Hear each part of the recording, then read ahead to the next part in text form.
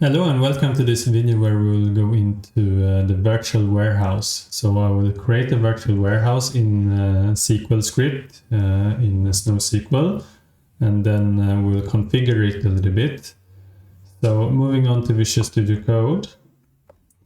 Here I'm in Visual Studio Code, and first of all I will change my language mode so that we have Snowflake.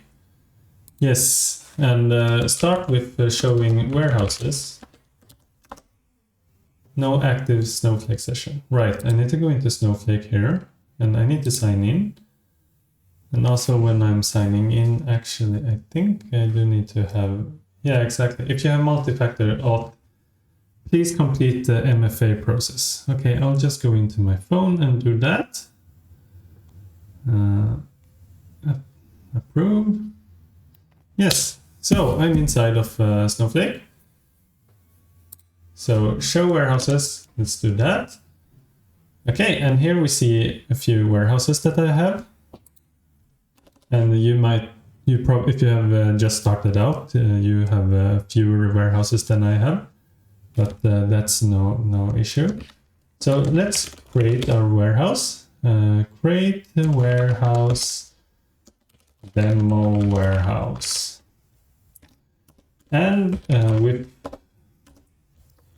warehouse underscore size equals so here you can pick the t-shirt sizes. So I will pick the smallest one, X small. To go a little bit higher, you can use X small, you can use medium, you can use large, extra large, so XL. XXL, I think, also, and so on and so forth. So the higher the larger the warehouse size, then you're scaling vertically, so you're scaling upwards, and then it costs more per, so it utilizes more credits. Okay, so we'll do auto suspend equals 300. So after 5 minutes, it will auto suspend. We'll do auto resume equals true. So it will resume after it has been suspended whenever you're active again with this warehouse. So you don't need to explicitly activate it. You don't need to explicitly resume it, that is. So initially suspended equals true. That is also good, so we save some costs. So when we have created it, it will be initially suspended. And let's do a comment here. It's a demo warehouse created through a worksheet. So I run it. And we see demo warehouse successfully created. So if I do show warehouses, we'll see that, yeah, we have the demo warehouse here. Great. Let's do something. I will alter. So you can use DDL. When you have created your warehouse or you have an existing warehouse already, you can alter it. This is a DDL operation, so data definition language. You can alter and modify the compute resources and database objects. So we do the alter command here, alter warehouse. Actually, I want to alter compute warehouse since it actually by default it has auto suspend for 300.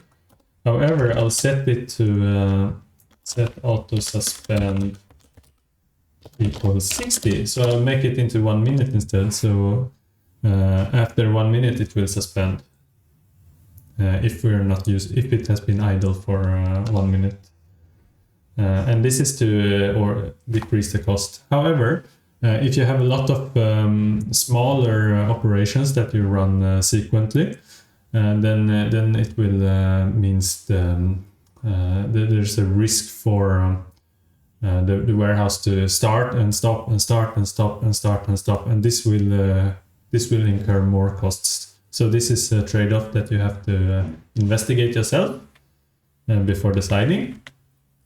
And I'll also do this, alter warehouse, demo warehouse. I will set the max cluster count equals 3. And for me, it doesn't work since I have an invalid property, max cluster count. And this is because I'm in the standard edition, and in the standard edition we don't have, we cannot scale out, so we cannot add more clusters automatically. So, but if you're in the enterprise edition, you can do this, and this means that, for example, when needed, it will create more clusters, so more compute. More virtual warehouses of the same size to handle several queries in parallel. So note that this is the scaling out part, and we'll come back to the theory about it. So we have scaling up, choosing the t-shirt size. We have scaling out, then the number of clusters, right? And let's see, we can... but now I want to clean up, so I'll drop the warehouse, demo warehouse. I'll drop this one, and I will do show warehouse here. Show warehouses. Yes, it's dropped. Great, then we have done the cleanup, and thank you for this video, and see you in the next one. Bye!